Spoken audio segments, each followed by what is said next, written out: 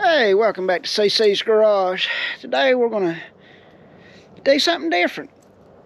I've been thinking for a while I want something that gets a little better gas mileage as a beater. And we're gonna go look at a rolling chassis basically. I've already got an idea on a couple of motor options I want to put in it and transmission. But when we're talking, love my old Ford here to death, 9.5, 10 miles a gallon. My convertible here, it gets right at 20, but since I hit that pothole curb up in North Carolina and messed the front end up, when I went to align it, the frames evidently shifted a little bit, and I'm starting to have a lot of just little electrical gremlins in it, and so I'm probably going to take it down. And the motor's got 5,000 miles on it on a rebuild, transmission the same. Rear end's got a little more, but I'm going to probably take it apart and use it to fix a couple other cars that I've got. And then my old Chevy here, I've owned it since it was new. It had like 500 miles on it off the lot, and I bought it in June of 21, so it you know, and it's 2000. Got 300,000 miles, but it gets 16.5. When I first bought it, it got right around, it got 20 miles a gallon because I was impressed. I got rid of a 95 S10 to buy that with a 4.3 5-speed in it. Weighed less, but I was getting 21 miles a gallon out of that truck. So, and there goes my little black barking at us. She wants back in the house. It's kind of cool out here this morning. And then my 93 over here, little play toy. It's parked right now. I got a vibration in the transmission. Got the rebuild kit for the transmission, the Tremec 3550 in the garage. Here comes a car. But this one, it gets about, I'm going to say 19, 20 if I stay out of it. Good running, nice riding car. But I'm looking for something that's getting up around I want to get up in the high 20s, if not in the 30s. So it's kind of the car we're going to go look at. And when I was talking about taking the 94 apart, I'm going to put the motor and all over my 65. I'm hoping to get back to work on that this winter. Get the floor pans in, start getting the rust fixed and everything. Because that car's actually too good of a shape for the year for me to let it sit here and go bad. But we're going to get off here. We're going to take this road trip. I got to go about 4 hours to look at this vehicle, and I'm trying to get out for the whole deal for, I'm hoping, less than $2,500. And I want something different, something unique. Like I said, I've got some ideas for the motor and transmission because it doesn't have one in it. And this will be actually the only second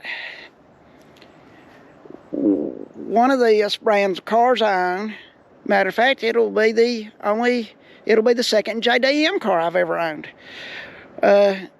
And when it comes to the number of doors, it will only be the third one of these I've had. And in another way, if I get it, it'll be the first one that I've ever had in the body style. So, going to get off here and get going. Well, I just made my first stop on my road trip to get the, second stop. I stopped and got a cup of coffee, you know. Man, can't live without his coffee. But, made my second stop. I don't know if you'll be able to see it, this fine building, but that door over there, closest to us, is the South Carolina DMV. And I stopped here to pick up a bill of sale for them. That way, when I get there, I can fill it out, because even if I got a Georgia one, this is where I'm gonna go get the car, look at the car. South Carolina wants their own bill of sale for them, so, you know, do your due diligence whenever you're doing it, and make sure that you get all the paperwork you need before you head out. And I'm starting to back out, so that's why I'm looking around, trying to make sure I don't run anybody or anything over. But now we'll get out of here, and I've probably got another 3.5 hour drive ahead of me. I got to make one more stop for the important stuff. At least that's what the other person's going to say. And I'll bring you back down the road a little ways. Okay, I thought I'd stop and give you a little update. I stopped here at the Loves. Where I'm going, this is at a 280 and I-16 in Georgia. Did make a couple stops, once for gas, once for the bank to get the little green stuff out. Trip's been good so far. Stopped here to get a cup of coffee and get rid of some coffee, and found something interesting inside. They actually have fresh fruit. These are peeled, looks like tangelos. So, no, clementines, peeled clementines. I actually think that's pretty cool. Most places you go, you might find an orange that's been laying out there that's, overpriced and just not good. With this and a large cup, extra large cup of coffee, I paid $6. No. Yeah, right at $6 because this was these were $3.79. So get off here. Got about an hour left to drive. Start eating my clementines, and I'll see you when we get there. Okay, it's been a little over a week since we started this adventure that I run to Georgia to pick up my next project. So today I'm going to finally finish filming this and show you what it is. Picked up a little 76 Toyota Corolla, or 76 81 Toyota Corolla. My first Toyota was a 76. It's the only other JDM car I've ever owned. So that's how this becomes the second, number 2. The next thing is, I've owned a 73 Cadillac with 4 doors. And I've owned a 69 Ford Fairlane with 4 doors. So this is the third one that's had more than 2 doors that I've owned. And it is the first station wagon I've ever owned. Now, I've been kicking around some ideas of motors, which, as you can see, got a little bit of engine room in here. A lot of people say LS swap it, which would work, but not the way I want to go. I could go back to factory stock engine, a little 1.8. I think it was a 3T that came in this one. Don't hold me to that. I'm not real good on my Toyota stuff. But this had 1.8 with an automatic in it. Or I could step up to the truck engine, either the 20R or the 22R. They also have some other Toyota engines that would work real good in this car. That a lot of people do the swap.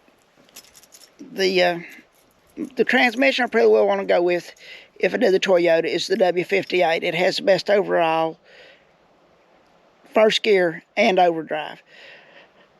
The rear end in this car, from what I can see, has either 370 or 373, but it's the small housing. But I'm not building this car out for high-end horsepower drifting anything. It's going to be a driver for gas mileage with some improvements. I can't leave anything stock. I've kicked around the idea of doing a 2.8 V6 out of an S10. Anybody knows me, I've had one of those motors. Made good power, ran great, got decent gas mileage. Then with a 5-speed, which the one I had. Okay, camera just locked up on me, so we'll get back to where I was at. Talking about the 2.8 S10 motor I had that I'd hopped up and did decent on gas and all that. With the 5-speed behind, putting 5-speed behind it. If I did it in this one, well, the one I had was 4-speed with 373, and before the motor was hopped up or anything, he was getting 28 miles a gallon. Did a little bit of work on the motor, it was getting 24, if I remember right. This has been about 30 years ago that I had this. Been almost 40 since I had the little 76 Corolla. I could even put a 504 down in here. Lord knows I've got engine block in here. I've got a 5-speed transmission in here. Heck, if I take the convertible apart, I could put the motor and the transmission out of it in this little car. I think it'd be a little overkill, but it'd have plenty of power. Then we're looking at suspension upgrades, brake upgrades. I mean, it's already had one upgrade with these rims that are all the way around on it. which was one of the reasons I liked the looks of the car. That and the color, which this car used to be silver, and it's got this. Oh, get around here in the sun a little bit, with the sun will show. It's got this. I don't even know what color it is on here now. Kind of reminds me of a rust copper color, maybe a little bronze tint to it, but pretty well that's going to be the color the car is going to be. It does have some rust. It's also a 50-foot paint job. The prep wasn't the best. As you can see around this window here, down here in the bottom, back here in this hatch, get it opened up. It's got some along the lip here, which the hatch isn't in that bad a shape, which while I'm here it gives me a chance to look. There's one of these on I can't remember, I think it's on the Evil Bay for parts, which has a hatch with the electronic latch in it, which I may go get. This is the worst part of the rust in there. Here, as you can see, they put a lot of Bondo in this quarter, so it's going to have work. Bottoms of all 4 doors, and this one is, yeah, got the worst hole in it. This one has just a little bit poking out there. And I remember, yeah, see, bottom edge of this one, and the inner structure is pretty well intact on that one, so that one wouldn't be as hard to fix.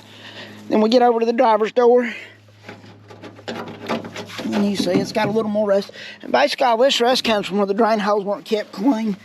But, yeah, you see, that one wouldn't be as bad to fix. Get that door closed. And this one, down along the bottom edge also. So, but other than that, the car's pretty solid. It did come with a lot of the interior parts that I can see. Extra parts stacked up back here. So, with that, I'm going to get off here. Try to get to where the sun's not hitting me as bad.